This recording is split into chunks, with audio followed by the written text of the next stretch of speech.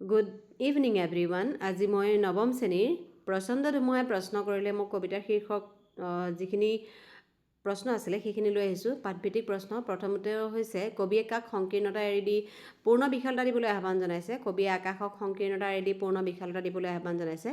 কবিৰ প্ৰাপ্য কি তাক সুধি কোনে প্ৰশ্ন কৰিছিল। কবিৰ প্ৰাপ্য কি তাক সুধি প্ৰচণ্ড ধুমুহাই প্ৰশ্ন কৰিছিল। কবিক বিশাল দৃষ্টি কোনে দিলে। কবিক বিশাল দৃষ্টি মহাকাশে দিলে। মুৰ্মুখ মানৱ জীৱনৰ বিদ্যুৎ কিঞ্চিতো যদি দিব পাৰোঁ। ইয়াত বিদ্যুৎ শব্দই কি বুজাইছে। ইয়াত বিদ্যুৎ শব্দই পোহৰ বুজাইছে, অৰ্থাৎ জীৱনক আলোকময় কৰাৰ কথা বুজাইছে।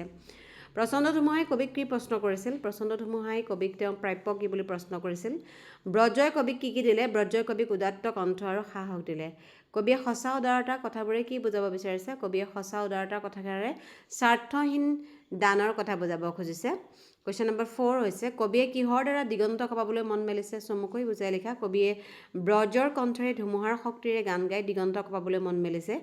কবিয়ে কলিজাৰ সঁচা সুৰেৰে সিক্ত কৰি কাৰ মাজত কি গীত গাবলৈ সাজু হৈছে।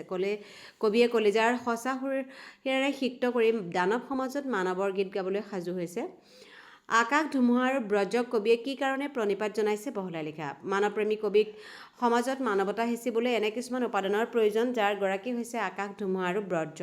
আকাশৰ বিশালতা, ধুমুহাৰ প্ৰচণ্ড শক্তি, ব্ৰজৰ উদাত্ত কণ্ঠ আৰু সাহস, এইবোৰেৰেই শক্তিশালী হৈ কবিয়ে সিঁচিবলৈ সক্ষম হৈছে দানৱীয় সমাজত মানৱীয়তা। প্ৰকৃতি প্ৰদত্ত স্বকীয় শক্তিসমূহ প্ৰদান কৰি কবিৰ মনোবাঞ্ছা পূৰণ কৰাৰ বাবে কবিয়ে আকাশ ধুমুহা আৰু ব্ৰজপাতক প্ৰণিপাত জনাইছে। কুৱেশ্যন নম্বৰ 7টোত ব্যাখ্যা কৰা। ব্ৰজৰ গৰ্জনে বক্ষ উজাৰি ক'লে তোমাৰ কাম্য কি কোৱা। মই ক'লোঁ ব্ৰজ তোমাৰ শক্তিশালী উদাত্ত কণ্ঠটি দিয়া। উক্ত কথা পাখি ব্ৰজৰ শক্তিশালী উদাত্ত কণ্ঠ যে কবিৰো কাম্য তাকে বুজাব খুজিছে। কবি মানুহৰ প্ৰেমিক, সমাজৰ কলুষতা অমানৱীয়তাই কবিক ব্যথিত কৰিছে। সকলো মলিনতা নোহোৱা কৰিবলৈ কবিৰ দুৰন্ত ইচ্ছা, কিন্তু তাকে কৰিবলৈ বহুত কিবা কিবিৰ প্ৰয়োজন, যি নিজৰ মাজত নথকা যেন অনুভৱ হৈছে। কবি কণ্ঠশিল্পী, সুৰেৰে তেওঁ পৃথিৱী সুৰীয়া কৰিব খোজে।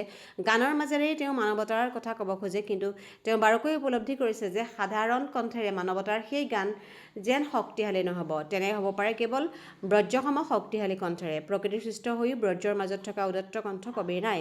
সেয়ে তেওঁ ব্ৰজক কৈছে তেওঁ সেই কণ্ঠ তেওঁকো লাগে। ব্ৰজসম উদাত্ত কণ্ঠৰেহে কবিয়ে সিঁচিব পাৰিব দানৱীয় সমাজত মানৱীয় উদাৰতা। কুৱেশ্যন নম্বৰ খ যিটো ব্যাখ্যা কৰা। সেয়েহে আকাশ তুমি দিব যদি খুজি চাই, সংকীৰ্ণতা এৰি দিয়া অৱদানৰূপে তোমাৰ পূৰ্ণ বিশালতা দিয়া যদি আজিয়েই দিয়া। এই কবিতা ফাঁকি আকাশৰ বিশালতা যে কবিকো লাগে তাকেই ক'ব খুজিছে। মানুহক ভাল পোৱাটোৱে কবিৰ প্ৰধান কাম। মনৰ বিশালতাৰ পূৰ্ণ মানৱ সমাজ কবিৰ কাম্য। তাৰ বাবে তেওঁ অহোপুৰুষাৰ্থ কৰিব খোজে, কিন্তু তাৰ বাবে যেন কবিৰ নিজৰ মাতেৰে কিছু গুণৰ অভাৱ, নিজৰ মাজত কিছুমান গুণৰ অভাৱ। আকাশৰ বিশালতা কেৱল ব্যক্তিবিশেষৰ বাবে নহয়, সকলোৰে বাবে। বিশালতাই বিশাল ৰূপত থাকিলেহে মানুহক আকৰ্ষণ কৰিব পাৰে। সংকীৰ্ণৰূপে বিশালতাৰ উপলব্ধি নকৰাই। সেয়েহে মহাকাশৰ পূৰ্ণ বিশালতা কবিৰ কাম্য। মানৱ সমাজ সংকীৰ্ণ চিন্তাৰে কলুষ কালিমাৰে চানি ধৰিছে। কেৱল বিশাল মানৱীয়তাই উদাৰতাইহে নাশ কৰিব পাৰে সমাজৰ এই ক্ষয়িষ্ণুতা। সকলো ভাল অনুভূতিৰে ভৰা গানেৰে কবিয়ে মানুহৰ অন্তৰ বিশালতাৰে পূৰ্ণ কৰিব খোজে। আকাশৰ বিশালতাই পৃথিৱীক চুই আছে। কবিয়েও এনে বিশাল অন্তৰেৰে পৃথিৱীৰ মানুহক চুব খোজে, বিয়পাব খোজে মানৱীয় উদাৰতা। কাৰণ মানুহে মানুহক ভাল পালেহে এই সমাজ বৰ্তি থাকিব। মহাকাশে দিলে মোক বিশাল দৃষ্টি আৰু ধুমুহাই প্ৰচণ্ড শক্তি। ব্ৰজই দিলে মোক উদাত্ত কণ্ঠ আৰু দিলে সাহসৰ যুক্তি।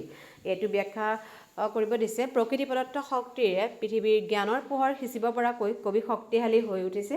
এই কবিতা ফাঁকি তাকেই বুজাব খুজিছে। কবি মানৱদৰদী, সমাজৰ বেয়া চিন্তা, হিংসা, মলিনতা আদি দূৰ কৰি সুন্দৰ সমাজ এখন প্ৰতিষ্ঠা হোৱাটো কবিয়ে বিচাৰে। কিন্তু এয়া হ'বলৈ হ'লে কবিৰ কিছুমান গুণ নিজৰ মাজতে নাই, যি প্ৰকৃতিৰ অন্যান্য উপাদানৰ মাজত আছে। সেই গুণবোৰ নিজৰ মাজত আহৰণ কৰিব পাৰিলে কবিয়ে কাংক্ষিত মানৱ সমাজখন পাব পাৰে। সেয়ে তেওঁ প্ৰকৃতিৰ সেইসমূহ উপাদানৰ পৰা গুণসমূহ বিচাৰিছে। কবিয়ে একান্ত চিন্তাক নেওচিব যেন নোৱাৰিলে আকাশ, ধুমুহা আৰু ব্ৰজই। কবিও একে প্ৰকৃতিৰে সন্তান। কবিৰ প্ৰাৰ্থনা আঁকোৱালি লৈ মহাকাশে কবিক প্ৰদান কৰিলে পূৰ্ণ বিশালতা, ধুমুহাই দিলে প্ৰচণ্ড শক্তি আৰু ব্ৰজই উদাত্ত কণ্ঠ আৰু সাহসৰ যুক্তি। এই উপাদানবোৰে কবি হৈ পৰিল প্ৰচণ্ড শক্তিশালী, যাৰ সহায়ত দানৱীয় পৃথিৱীত তেওঁ সিঁচিব পাৰে মানৱীয়তা।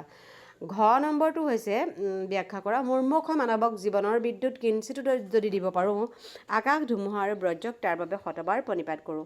এই কবিতাফাঁকি প্ৰকৃতি প্ৰদত্ত বিভিন্ন শক্তিৰ উপাদানৰ পৰা লাভ কৰি কবিয়ে সেই সমূহৰ প্ৰতি কৃতজ্ঞ হৈ পৰিছে, তাকেই ক'ব খোজা হৈছে। মানৱ সমাজ আজি কলুষিত মলিনতাৰে দানৱৰ সমাজলৈ ৰূপান্তৰিত হৈছে। সমাজহে মানুহৰ, কিন্তু মানৱীয়তা যেন লুপ্ত পায়। সমাজৰ এই স্খলনে কবিক চিন্তিত কৰি তুলিছে। মৃতপ্ৰায় মানৱীয়তাক পুনৰ প্ৰতিষ্ঠাৰ বাবে কবি মন হাহাকাৰ কৰি উঠিছে। কবিয়ে সমাজৰ প্ৰতিষ্ঠা কৰিব খোজা এই কাৰ্যৰ বাবে তেওঁক যে বহু কিবাকিবিৰ প্ৰয়োজন, সেই সকলো যাৰ ওচৰত আছে সেইবোৰ হৈছে আকাশ, ধুমুহা আৰু ব্ৰজ। আকাশৰ বিশালতাৰে, ধুমুহাৰ প্ৰচণ্ড শক্তিৰে, ব্ৰজৰ উদাত্ত কণ্ঠৰে আৰু সাহসেৰে কবিয়ে মানৱৰ সমাজত সুন্দৰতা সিঁচিব খোজে। কবিৰ আকুল আহ্বানক নেওচিব নোৱাৰি প্ৰকৃতি প্ৰদত্ত ক্ষমতাসমূহ সংশ্লিষ্ট উপাদানসমূহবোৰে কবিক দান কৰে। কবিয়ে প্ৰচণ্ড শক্তি, উদাত্ত কণ্ঠ আৰু সাহস আৰু আকাশৰ বিশালতাৰে সমাজত প্ৰতিষ্ঠা কৰিব খোজে উদাৰ মানৱীয়তা। মৃতপ্ৰায় মানৱক উজ্জীৱিত কৰিব খোজে। তেওঁ আশাবাদী, সেয়ে যি ধুমুহা, বজ্ৰ আৰু আকাশে তেওঁক নিজস্ব বৈশিষ্ট্যসমূহ প্ৰদান কৰি শক্তিশালী কৰি তুলিলে, সেই আটাইবোৰলৈ কবিয়ে আন্তৰিক কৃতজ্ঞতা প্ৰকাশ কৰি প্ৰণিপাত জনাইছে। এইখিনি আছিল প্ৰশ্নখিনি। এতিয়া ভাষা বিষয়ক এটা সৰু সমাৰ্থক শব্দ: ধুমুহা, চাচি, বানা, চক্ৰবাত বা তুফান, বুকু, বক্ষ, বুক, পাতা, কাম্য, বাসনীয়, স্ফীত, বাঞ্ছিত, আকাংক্ষিত, অভীষ্ট ইত্যাদি সংকীৰ্ণ ক্ষুদ্ৰতা। আজি এই ভিডিঅ'টো ইমানেই আছিলে, আৰু যদি ভিডিঅ'টো যদি ভাল পাইছা তেনেহ'লে লাইক আৰু শ্বেয়াৰ এণ্ড ছাবস্ক্ৰাইব কৰি দিবা। ধন্যবাদ।